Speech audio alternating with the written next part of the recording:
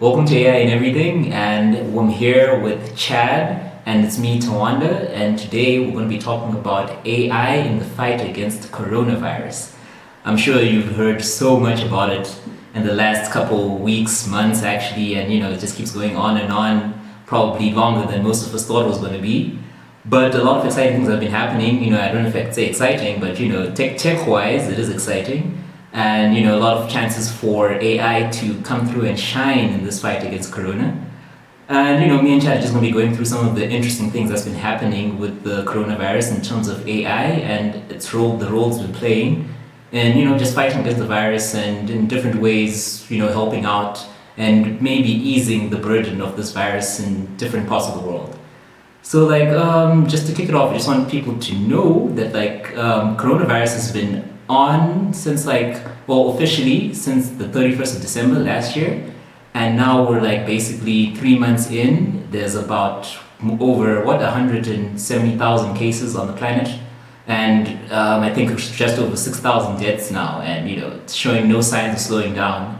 But AI is playing a part and it's helping out in different ways. So to kick it off, I think Chad is going to hit us up with the first point for today. One thing I'm excited about is all the challenges that have come from Zindi Africa and a bunch of other AI learning platforms that have kicked off some really nice projects where people can predict where it's going to go, how many people are going to get infected. And I think that's a great start because it means people can learn from this pandemic, essentially, and grow their skills, and hopefully we can be better prepared in the future. And I really like that because there's some really awesome companies. For instance, Blue Dot, which has been in the media quite a lot. I know we've posted about it. They actually predicted the pandemic about a week before the World Health Organization, which I think is an amazing feat. And that makes me really happy because they used AI to do this amazing work, and I'm pretty stoked. You can say that again, right? And the way they did it, right? Because they just looked at social media feeds and local news feeds and just basically aggregating all that data that a human being wouldn't be able to take a look at and see the trend, but the AI was able to do that. Something that was virtually unthinkable not so long ago, and now we have it. Yeah, the articles I've read pretty much say that the tasks that this natural language processing system is doing is pretty low level. It picks up data points essentially that could mean a potential outbreak or that there's a dangerous disease in an area.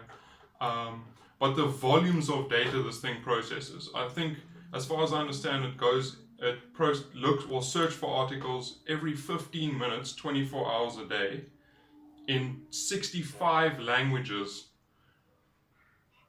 You can imagine the amount of data that is. That's incredible. Exactly, right? Incredible. You literally need hundreds of humans to try and break through that much data or sift through that much data to find meaning out of it. Yeah, and honestly, I don't think people can even come close to managing that kind of data or doing anything even remotely as good as what this company has done. Their system, even if it's relatively simple, they have done an incredible job because people probably would have been even less prepared than we are if they weren't around. You can say that again, right? And I think another part of the virus or fighting against the virus that AI has been playing a role in is in actually diagnosing because, we have the predictive part thanks to Blue Dot, being able to know when the virus is coming. But unfortunately for those of us that couldn't get out, not actually us, but for those that couldn't get out in time and caught the virus and needed help as soon as possible, they needed a way to diagnose patients. And naturally with the large volume, especially in China where the epicenter of the virus was, it is very hard to keep up with diagnosing patients to make sure that the right people are getting the treatment that they need. But lucky for China, there's actually a company called, I think it's called Infravision. So they infer, from using vision, and what they were doing is that they made an AI system that actually looks at patients and is able to tell if that person is infected or showing symptoms of the virus or if they're clean. So it helps speed up the screening process where medical professionals will probably get fatigued constantly trying to evaluate each individual patient.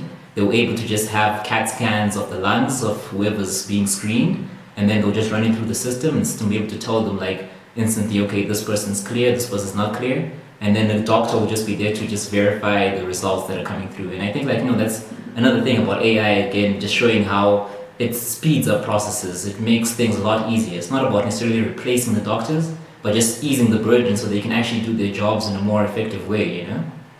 Yeah, I 100% agree. And especially all around the world, they have a shortage of hospital space. And so these processes that speed up all these patients moving through, ensuring that the process happens as efficiently as possible, as Tawanda said, is so important because they need the bed space. They need the space to look after the people who are in critical condition. So it's honestly, that's honestly one of my favorite things about machine learning is it can quantify such large volumes of data in such a short period of time. And the efficiency that you can get from that is honestly the world of difference.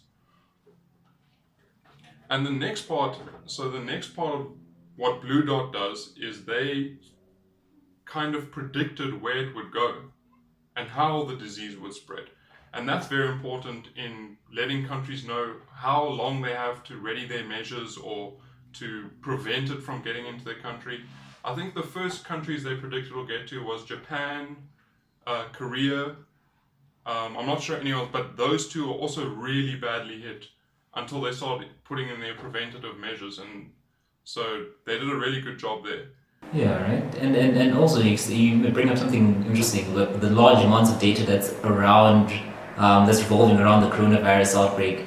You've probably noticed that there's quite a few like coronavirus dashboards that are in existence right now, right? It's not particularly AI, but it falls into the data science field, and it's pretty fascinating how people are like actually aggregating all this data, and actually just how the tools that are available these days make it so easy to actually bring all that data together and visualize it in a way that's actually helpful for not just medical professionals or governments, but just the general public. I mean, you can go on the internet and you can literally pull up a dashboard and you know exactly what's happening, the amount of cases by a country level, and these are stats that would have been, 10 years ago, you'd be like, how am I going to get all these stats?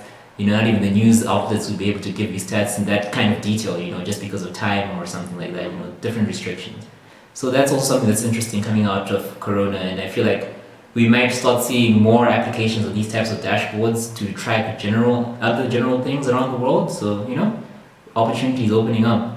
Yeah, I agree. And I think lots of people underestimate the value that comes with visualizing the data in such a manner because it allows higher ups or people that don't necessarily understand the maths and stuff behind machine learning to see the data, and it gives data scientists or machine learning engineers, it gives them a visual representation of what it looks like, and that helps us understand better. And like in this case now, we can track the coronavirus visually, and that's very important because obviously people need to prepare, and being in the social distancing thing, people still want to keep track of it so that they know when it is okay for them to start living their lives normally again. Exactly, right? Because like right now, you can imagine the amount of countries that have been shut down right now. We know of definitely Spain and Italy, the two of the countries that have completely shut down. Like people are being told to stay in their homes, don't move around.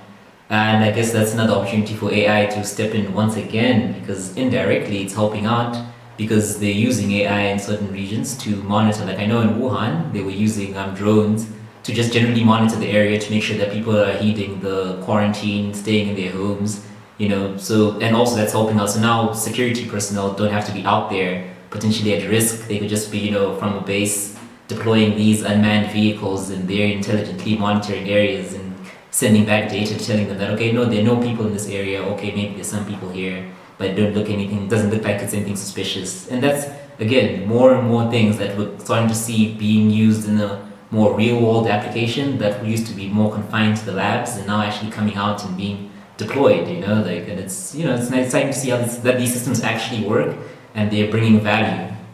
Yes, I know also in Wuhan they used facial recognition and car number plate recognition to track a guy who moved through China under quarantine and he wasn't allowed to move, and they were able to track his movements and find out where he had been to ensure that they contain the area.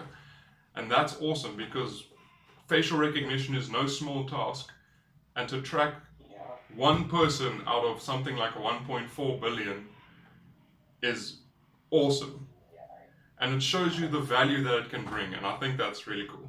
Yeah, that's true, right? And like like I think in general, like this has been it's a pandemic. It's disastrous. A lot of people's lives are going to be changed, but it's also been showing us how our technology has kind of evolved in a way that this pandemic might have actually been worse or more like devastating than it is now without some of this help and like insights into the data that we have today. And like I think it just goes to show like these are the early stages of what AI can do, and we're definitely looking forward to even more applications and more capabilities of AI as we move forward into like maybe fighting against certain diseases and outbreaks that are kind of like they're already like I found out recently that like people still have there's still deaths every year from the common cold, not even like something as hectic as coronavirus, and who knows how being able what we've learned from something like the coronavirus can transfer into helping people that actually fall ill and die from the flu every year. Being able to mitigate how that spreads within a smaller region, and just being able again to just more opportunities to bring AI into the real world and not just keep it in the labs or in the university, in university research, and just making it more real world applications.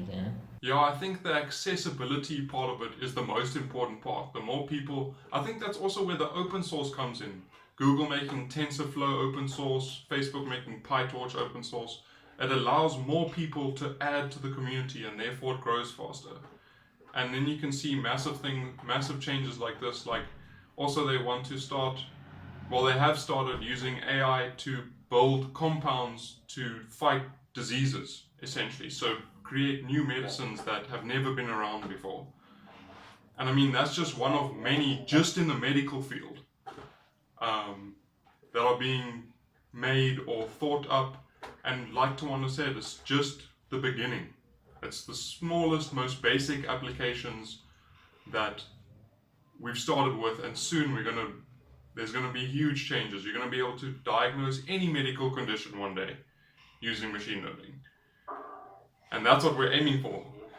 Yep, exactly. That's what we're aiming for. You can say that again, so it can help more people. This way more. It's not about what you have access to, and it's about making sure that everyone can get an equal opportunity to get all these kinds of technologies, to use them and improve their lives. So like and we're just gonna keep on monitoring the situation with coronavirus. Like it's not ending anytime soon. We know we've all been affected in our own ways. Not being able to go to work, having to work from home, getting to adjust to that, and but like I'm pretty sure we have it under control as a planet, as a civilization. We're at that level where we won't have to worry about this for too much longer, I hope. But we'll see how it all folds out, and maybe we'll see more opportunities for AI to keep shining through, and we'll have more to talk about on AI and everything. Yeah, I think we must just make sure everyone stays inside if you're supposed to. Keep your social distancing up. Remember your little, those kinds of hellos. And otherwise stay safe. You too, Tawanda. Stay in your house. Yep, exactly. Make sure you get some hand sanitizer. Already got. Alright, that's it. So thanks for watching, guys, and remember, stay safe, and we'll see you next time.